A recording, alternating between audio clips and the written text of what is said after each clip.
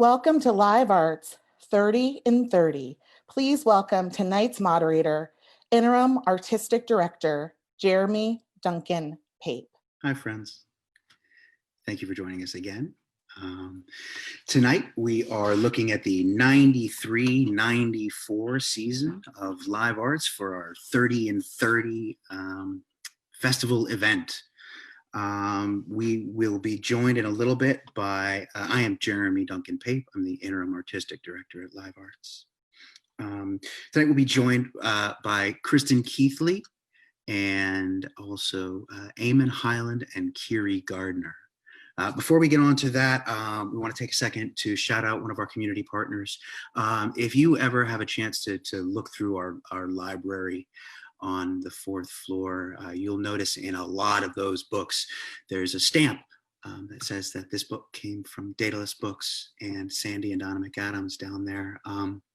Now, they are not currently open for walk-in business, nor are they accepting your used books at the moment, but they will be in the future. And if you call them and leave them a message and let them know that you're looking for a specific title, they'll go out of their way to try to find it for you. So yeah, just the wonderful people over at Daedalus Books have long made a big difference in Live Arts and the rest of Charlottesville. We also want to celebrate the fact that because of all of you wonderful human beings watching, John Gibson's generous matching donation has been met as of last night, as of this afternoon. So thank you all so very much for doing that, and thank you, John, for the generosity of your time and resources. Now we move on into the rest of our business for the evening, and Kristen will be joining us here in just half a second. And there he is.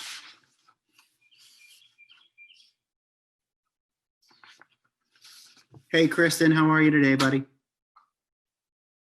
What are you doing? You snuck away from your computer.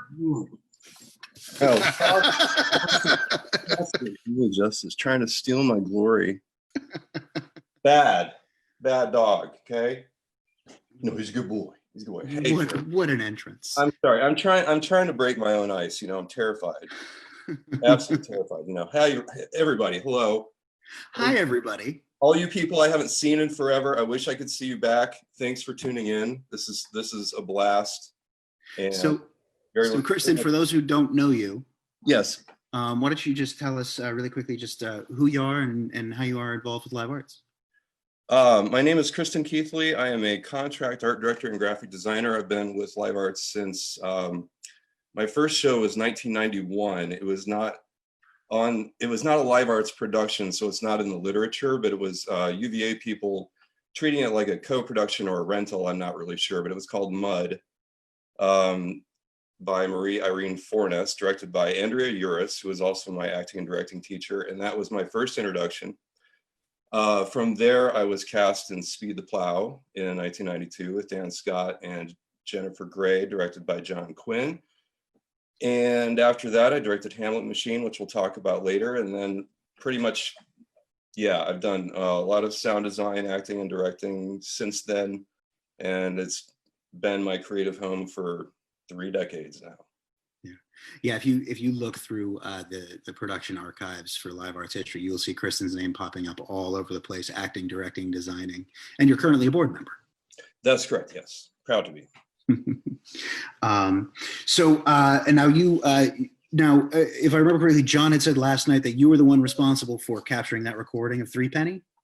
Yes, when that was happening, I hadn't seen the show yet, but I knew everybody in the show, and I was bartending at Trax on a Friday night, and I got a call at the bar. This is before, cell phones or internet, and it was either David Well-Beloved or David Goldstein, who were in the Hogwaller Ramblers and in the show. And one of the Davids said, what are you doing tomorrow? And I was like, why? And he said, we have to do a recording of this show. I was like, tomorrow? And he's like, yeah, we were sitting around here after the show talking about when we could do it, and with everybody's schedules and conflicts, whatever, this is the only time that we can do it. Can you meet us at the theater at 10 o'clock with all of your gear? And so I understood the importance of it, sort of, I was like, okay, yeah, they wouldn't be calling me at the bar asking me this if it wasn't important. So I did. And the problem was I didn't have any tape. I was using a Tascam reel to reel, and you had to mail order the reels. And so I got there and I told them, we got to go straight to stereo with this. So I set up 8 mics and plugged the output of my mixer into a DAT machine. And what we got was what we got. So any reverb and any compression, all the mix was done live, everything was live. And we only had like 3 or 4 hours to do it before they were, needing to do other stuff and then get ready for that night's show. And for some reason, the gods just smiled on us. And it was an amazing, both recording but the performances, the arranging of that music is like nothing else. Because since then I've listened to every single 3-penny recording that's out there, trying to figure out the song name so I could label the tracks. And there was something that happened on that day, and it was the brilliance of the people who executed those songs, which was just incredible. And you got the sense that you were listening to what was intended, what Brecht intended, what the actors with the original production intended. That's what was captured in that. After every take, I was like, I'd hit stop on the recorder and just go, oh my God, that was amazing. It was amazing. Nice. It's incredible. Anyone is interested, you can get my email address from Jeremy. We consider it public domain, I think. It's if you want to listen to the tracks, just let me know. There you go. So I think we'll head into a slideshow. How do you feel about that? That's great. And I want to say beforehand, I was jealous of John last night because he was there every single day for that whole season. He saw the dramas behind the dramas. He knew what pants were from where and where the sofas came from and all that stuff. And so for me, he was great to have, commenting a season. And my relationship with a lot of these plays is, yeah, I saw that. I'm sorry, I'm going to forget names. I'm going to forget plots. I'm going to forget what happened, but I'll do my best. If the standard for institutional knowledge is John Gibson, we are all going to fall short. Yes. So my apologies in advance. This is Hamlet Machine. And for Ray doing the slides, it's Ray. Shannon tonight. I know, she said the call. I'll talk more about this one and Countrywise since I was involved in No More, but this play I brought to the table because a good friend of mine at UVA, I sound designed for her when she was a student, and she handed me this play and she said, you need to do this. It's almost as convoluted as you are. And I read it and I was so taken aback that I didn't know what to do. I directed some, 2 or 3 things. I don't remember what by then. And quite a bit for offstage, but I looked at this and it just hit me over the head like a ton of bricks. And I said, I've got to do this. So we presented it as a double bill with Tricia Sexton directing me in Krapp's Last Tape. So that's how the script came to be. But Tricia and I pretty much just walked it up to John and Will and said, hey, can we give this a shot? And they were like, this is nuts. This is why we opened the place. Let's do it. And so that's how it happened. And what we see here in this picture is there's a lot of live arts staples who weren't staples yet. In the background there is Corey Jo Lloyd as a pregnant dead woman, which is a nice touch. And then Leela Fenton in the middle and Emily Tisdale on the other side. And you'll see her mug in a couple posters and upcoming presentations. She was in many shows, very talented. Corey was costume mistress and designer for I don't know 2 decades. She's done so much for the organization, was responsible for so much. Leela is a fantastic actress. I directed her again in Closer, and also mother of my middle child. We're dear friends. And Jamie Dyer is back there. He's in the shadows, band leader for the Hogwalder Ramblers, and I was in that band for 15 years as his drummer. In the foreground is Dimitra Gogos. I lost track of her. Dimitra, I hope you're out there watching this. And then there's a big pile of dirt. That was where Daddy was buried. That's the set. There's Lee Marshall as Ophelia. She loved peeling up those tiles and just tossing to the side. And yeah, she was fantastic. The set was very communal. It was, we had a lot of different people involved. Robert Bricker built us a bulletproof pulpit, which is not pictured. It was lit from inside by Mark Schuyler. Mark Schuyler did the lights for this. And it was just amazing. It's this piece of iron and plexiglass. And then we had David Goldstein and his friends built a couple of giant, I think there were 6 foot tall paper mache heads that hung on the back walls. Joe Flamini was the technical director, and he put together the television sets that were on scaffolding in one of the scenes. And I held a camera, and I could hold a camera to my face or to the crowd and have it be on the TV screens, which in 1993 was really high-end technology to try to pull off. And we were really grateful to have him. But by the end of it, there were so many people involved. It felt very, very much like a community effort.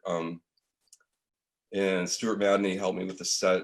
That was very much collaborative as well. But it was just turned into a great experience. Oh, and Trisha, I have to say this. Trisha was directing me in Crap's Last Tape. Here's a shot of that. Let me see if I can get that framed. That's me as Crap eating a banana. But the lead for Hamlet Machine dropped out about 7 days before opening night. So I stepped in to play the lead for both shows. And I actually had to get therapy after that. I'm not kidding. But anyway, it was great, and it was painful, and it was difficult.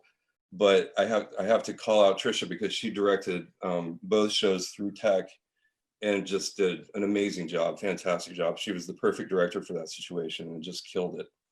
Oh, and happy birthday, Trisha. I heard it was her birthday yesterday. Okay, all right. I'll get off Hamlet Machine and go to the next one, because I'll be like, yeah, oh yeah, I saw that. Okay, Dan Scott and Bill Williamson are in that with David Kleiner. I don't know who the woman is in the back, but anyway, that was an adaptation, I believe, by Peter Ryan of a John Casey short story. And I think it's important to note that we started and continue to believe in, producing and supporting local playwrights and local anybody and everybody, musicians, anybody that's not, are sort of obliquely involved with the theater or productions. And that's the spirit that we've always tried to maintain. And I love that. I remember this just being a fantastic show. I can't even tell you what it was about, but it was just wonderful. I mean, you put Dan Scott and Bill Williamson on the same stage, and you can pretty much just, I'll see you at opening night, And then speaking of original work, I think the next one was original work as well, right? The next one. I think that this year was all original. I had to look this up. That's Zipper Littman back there. He owned Zippers. Because if you're named Zipper and you own a club, that's what you're going to call it. And it was down close to Tracks. I don't know what's there now, some UVA building probably. And Cindy Burke and Kate Andrews, a founding member. And yes, this was an original one. This one was by, I don't remember. I could look this up. Let me see. And is that Will Kerner there on stage? Yes, that's Will Kerner in the glasses. I don't remember him being on stage any other time, but it's possible. Yes, this was by David McNair. The image, or one of them was, and then Temple Fennell, and then I guess it was a group of playwrights. Anyway, Shannon Worrell was involved with that one. And she was just a brilliant songstress, songwriter, and performer. Yeah, and Cindy Burke, I worked with her on many shows. She was a live art staple. You'll see her image many times throughout the month, and she's just a gem of a human being and a natural talent. You could just hand her anything. You could hand her a eulogy, and she could make it funny. The Christmas Carol. This was a live art staple for a few years, and it was. Every single one of them were just great. They were perfect. They were, family oriented. That's Bill Lasore in the background there, another live arts veteran. I've acted and directed with him many times, and he's also on the board. He also, trivia, holds the record for being naked on stage the most times of any live arts volunteer. And I think I was reminded today that Matt Farrell was actually the first to be naked on stage, but Bill still holds the record for numbers. So there you have it. Be good at something. John Gibson there on the left, who was the artistic director at the time. And this time without a cigarette and donut. Without a cigarette, no, man. We were some smoke and jacks back then. I quit a year ago, for anybody's listening. Yeah, thanks. Appreciate it. I want one right Hey, now. I'm with you, man. 15 Yeah. months, man. Congrats. You too. There's the Ghost of Christmas Past. I don't know who was playing him, but Marvin's Room was just brilliant. It was fantastic. What a cast, what a script. I can't remember who directed it. Was that John? I want to say it was John. Anyway, my apologies. That's going to take too long if I keep going to the end. But there's Jerry Shermer feeding Eric Breeden something with Ginger McCarthy looking on. Ginger was just classic. She was amazing. But I worked with Jerry on many things, and she also, you'll be seeing her image repeated throughout the month. She's just a natural born talent. Just fantastic. There's Cindy again, Cindy Burke. I'm not sure who's on the left. Oh, I think that's Champ Ransom. Yes, he was a local entertainer, clown, juggler. He had many skills. We didn't see him much on stage, but he was great in this piece. There's Eric and Jerry again. And yeah, that was John Gibson directing. Okay, thank you. Burn This. This is a Lanford Wilson play. I did scene work from this play in my acting and directing class. I just loved it. It's such a great script. And this is Anya Scott, Dan's wife, and Steve Tharp. Sorry, Steve Tharp. Yeah, Steve Tharp. A cast member who's missing, I don't have any pictures of him, is Peter Greiser. And when this show was going on, he auditioned and got the role as Anna's roommate, and he was fantastic. He had just left the Dave Matthews Band, and he and I were working on recording local bands because we both had recording equipment, and we'd set up and try to do demos. But there was a lot of marijuana and a lot of let me try that again, and when you're working with reel-to-reel tape, it just gets too old, and we ditched that after a few months. But he was in that play. It was fantastic. I directed him in a coffee house later on, and he's just a natural on stage. He's just a wonderful person too. But this show was great. Lisa Newman is there on the right. Worked with her a couple times, and she went off to DC to do her stage thing. I haven't heard from her in a long time, but she was great in this. Steve and Anya again. Steve was in most recently Death of a Salesman. I just loved his performance. The Country Wife. The Country Wife was directed by Fran Smith, Sackett Smith. It's Fran Smith now. So it was Fran Sackett back then. There's Dan Scott. Dan Scott was one of my favorite people and one of my best friends. And I was with him on stage in half a dozen shows, I think. He directed me in a monologue. We worked together at the Boar's Head, and I was never in his presence and not laughing to some degree. He was an incredible talent, incredible human being. And, the great thing about Country Wife was it was the first show where they had a champagne reception after opening night. And they overestimated the drinkers, I think, by about 3 cases. So there were a good 3 cases of champagne back in the fridge. So Dan and I would get into costume, go to the fridge, crack open a bottle and take it into the dressing room and sneak cigarettes and blow the smoke up the vent fan. Because of course, these costumes, like some were made and some were rented from Theater Virginia, I think. And so you're not allowed to smoke in the costume. So we'd have to hide from Corey. And so we're in the bathroom blowing smoke up the vent fan, and Corey caught us one night. We forgot to lock the door, and she barges in and she's like, "I can smell it. I know you're smoking." And Dan takes a cigarette and he hides it behind his back like this. And all of a sudden I look over and I realize there's more smoke than there should be, and he has set his shirt on fire. So he's like, I start beating the back of him, and he turns around and he looks at Corey. He's like, see, if we didn't have this no smoking policy, I wouldn't have burned my costume.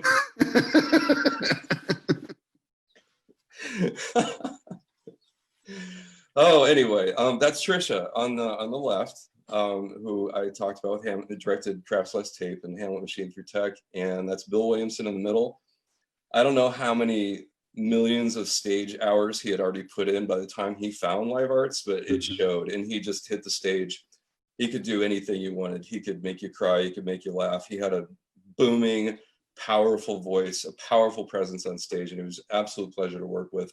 Hardworking. I mean, not just a natural talent, but he used his head every part of his body was engaged with the process. And he was just, I learned so much just watching him. And Rada Metro on the right, she was in quite a few shows in the 90s, and I directed her a couple times. Just a pleasure to work with.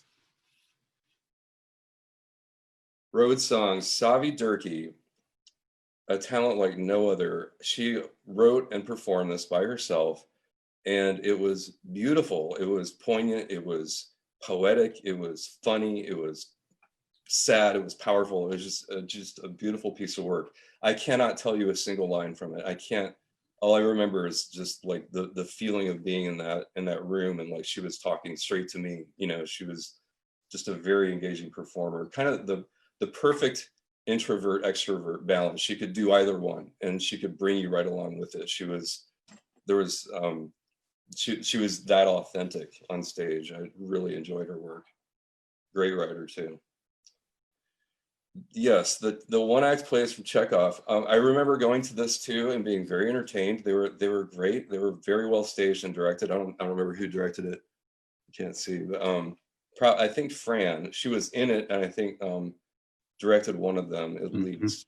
But there's Bill Williamson again on the left. I don't recognize any fun stage pieces or anything else, but sorry that picture is blocked by myself. I think, is that Ron Heller? Yeah. Anyway, both Bill and Ron and Dan and many others, as John was saying last night, no longer with us, and it's amazing to bring their pictures and their memories back up. Yeah. Chicago. There's Emily Tisdale again. She was in Hamlet Machine. I feel like Chicago raised the bar for live arts. I feel like it's like you walked in and you experienced that show and you walked out and you went, oh, so that's what we can do. That's what we're capable of, because the talent involved from every aspect was just incredible, but especially the performances, but all the design that went into costumes, the sets, the lights. I mean, it was a different level than what we had seen before. And it was just masterfully realized by John Gibson. And there's Steve Tharp in the back. I was going to name the rest, but that's okay. All you beautiful women. And now I want to confirm, Linda, is that you, Linda Zuby? I think that's you. We're not sure, but anyway, my apologies to whoever it is if it's not you. Let's see. There we have Emily Tisdale, Lisa, Jody Tomaso, Lisa Newman, Leela Fenton, and it looks like no, Emily's on the left. I don't know who's on the right. Oh, maybe Sean. Maybe I got mixed up. I don't know. Beautiful women, beautiful set, beautiful lights. It was just an amazing show. It really was.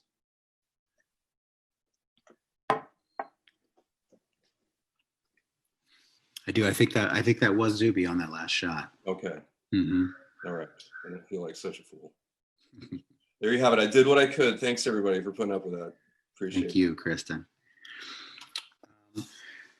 So, what you kind of covered a couple of things, but do you have a favorite live art story from all the years? Maybe one that's PG-13. Yeah, I do. I thought about this. I do, and I'm sorry. There's a lot of people who've heard this one before, but it's the one where I set Thane Kerner's office on fire. There's just I can't get past it. There's really nothing better. So, it's the gala. I think it's 1994. And for those who don't know, the gala in the old space, there were 9 venues, offices, in the building, or apartments, and we would stage different pieces of entertainment from the season or whatever. The audience would break up into 9 groups and move throughout the space and experience these pieces. So as a performer, you did it 9 times. You did it 5 after dinner, before dessert. They went and had dessert and then did it 4 more times. So I'm doing this Tom Stoppard monologue that Dan Scott directed me in, and I have to do it as fast as humanly possible because it's like 12 minutes if you don't breathe. And I do it the 4 times, and the shtick is that I'm a homeless guy. So I'm wearing like these fingerless gloves and, torn jeans and smocky thing. I'm pretty much dressing like I always did anyway. And I have this can of Sterno in front of me to warm my hands on. That's the only prop I've got. So I'm putting the Sterno on this open staircase in Thane's office, which he had it as an office, and then upstairs was his bedroom. And so I'm sitting on the stairs to his bedroom part, and I do it 4 times, and my Sterno is out. So I go to Lucky 7, I buy a new can of Sterno and a new lighter. I come back, and just before the next group comes in, they're done with dessert, I light the Sterno, and I set the lighter down on the step above the Sterno, between my legs. So I started the monologue, and I'm going, and at some point, prescribed point, I stand up and walk down the stairs. So I stand up, and the smocky thing that I'm wearing scoots the lighter into the Sterno. And I take a couple steps down, and I notice that people are looking behind me, and a couple of ladies are going, like, did I just see what I think I saw? And all of a sudden, it was like a shotgun went off behind me. The whole can of brand new Sterno with a brand new lighter in it exploded and just strung it around like napalm, pretty much. And we had hung up blacks and other fabric to, you know, mask things. So there was a stack of papers on his desk that was on fire. All of the blacks were on fire. There was a little patch of fire in front of me to the left, another one to the right. And for some reason, I was not on fire. I took off my smock to make sure. And then some guys from the audience stood up and took off their jackets, and everybody just started trying to beat the flames out. And as the flames are going out, yeah, you're a TD. This is a nightmare, man. As the flames are going out, it's getting smokier and smokier and smokier. So it's just like becoming this apocalyptic scene. And finally, when the flames are out, I just threw my smock down and I finished the monologue as fast as I could, and they gave me a standing ovation. So I don't know if it was the pyrotechnics, but that is absolutely my favorite story, was setting Thane's office on fire. Okay, yeah. Well, thank you for that. And that is why we have fire regulations. That's right. We've been much careful in, you know, strikes and things like much more careful since then about flames on stage and whatever else. It's a good learning experience for the organization. Yeah. Well, so before we bring in Eamon and Kiri, do you have anything else you want to share with us? No, I don't think so. Thanks for this opportunity. It's been fantastic to relive this. It's wonderful. Yeah, thank you for your time. So cool. Well, I think we're ready to get on to our next step.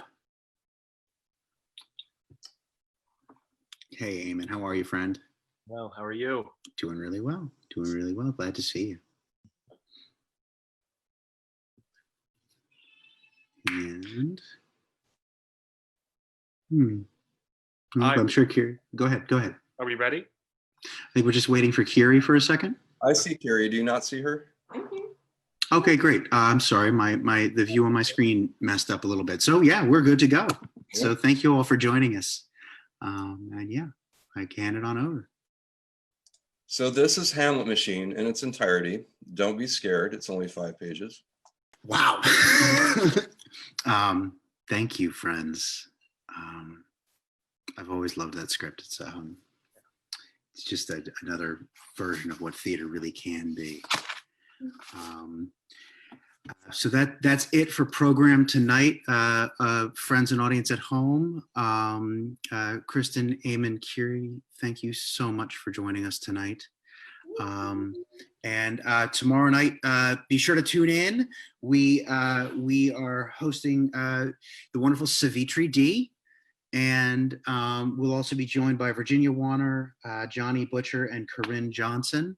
And tomorrow is Live Arts is taking part in the Day of Giving, Giving Tuesday.